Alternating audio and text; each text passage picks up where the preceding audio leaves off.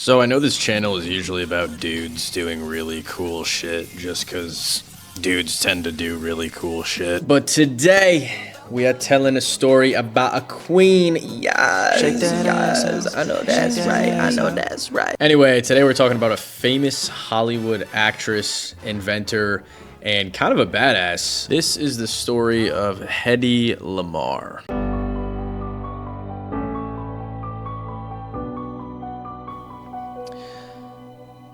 So Hedy was born in Vienna, Austria in 1914.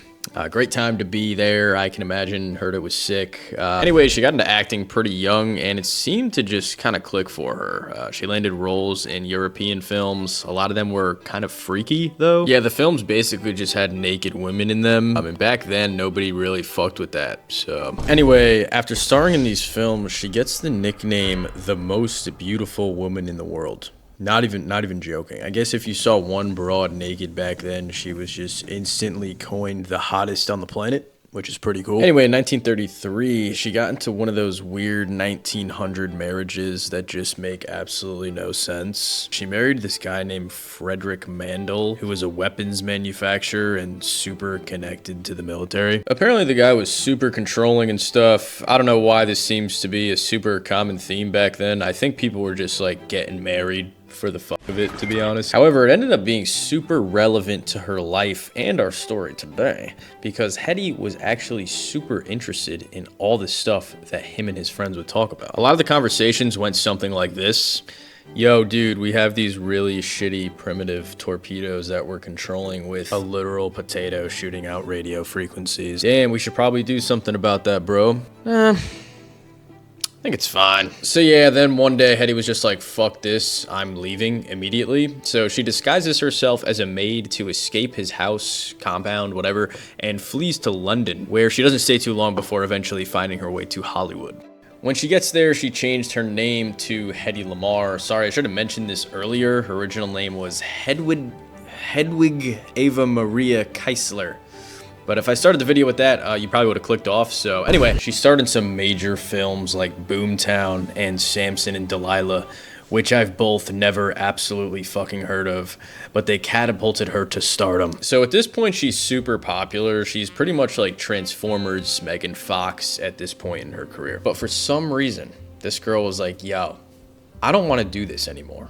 She wanted something else. And in 1941, she got the chance to do so. Well, at least she thought she did. Womp womp. She wanted to invent something based on what she had learned listening to her husband at all these fancy dinner parties. She was told to sell war bonds because of her fame and good looks. And she replied with, I can do more than just look pretty. Which probably gave whoever she said that to a boner, but do not fact check this. Anyway, she meets this other guy named George Antheil, a composer who also wanted to make a difference, but again had absolutely zero experience behind anything more related. So I'm not really sure what the fuck their plan was here, honestly. Anyway, Hedy had learned that most of the torpedoes being controlled by radio were on a single frequency, which made them super easy for the enemies to jam. However, for some reason, this duo, who had no business being this inventive at all, came up with the idea of frequency hopping, which is exactly what it sounds like. So basically, the torpedo bounces on the disc. Nah, for real though. The principle was that instead of just using one frequency to control the missiles, they would use multiple and just kind of bounce between them very rapidly. And I know this doesn't sound like the most groundbreaking invention, but just wait till you see how this shit plays out.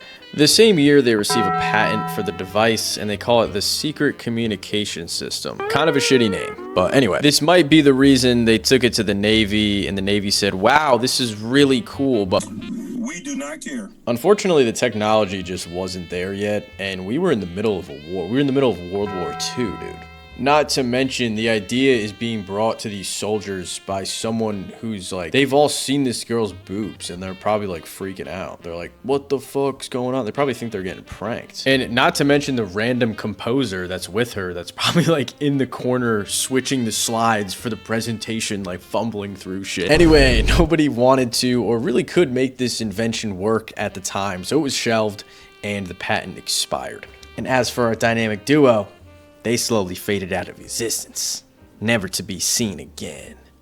Kidding, guys. Please do not click off the video. Anyway, years later in the 70s, the military starts to realize that spread spectrum tech is low-key the shit. It can be used for all sorts of things, but mainly they were using it for secure communication at the time. But this is the same technology that eventually led to the invention of Wi-Fi, Bluetooth, and GPS, all following the same principles that Hetty and the weird composer guy founded. And in 1997, her contributions to communications finally paid off as she was recognized for her work. And then 3 years later, she died. The end. I like this story because it shows you that timing is everything. You could have something that changes the world forever, and if the timing is off, then it doesn't really matter at all. But if you're patient enough, crazy enough to wait around, you might just get to see your dreams come true one day and then die right after they do. If you enjoyed this video, please make sure to leave a like, subscribe, and comment about a teacher in your life that made a difference and why.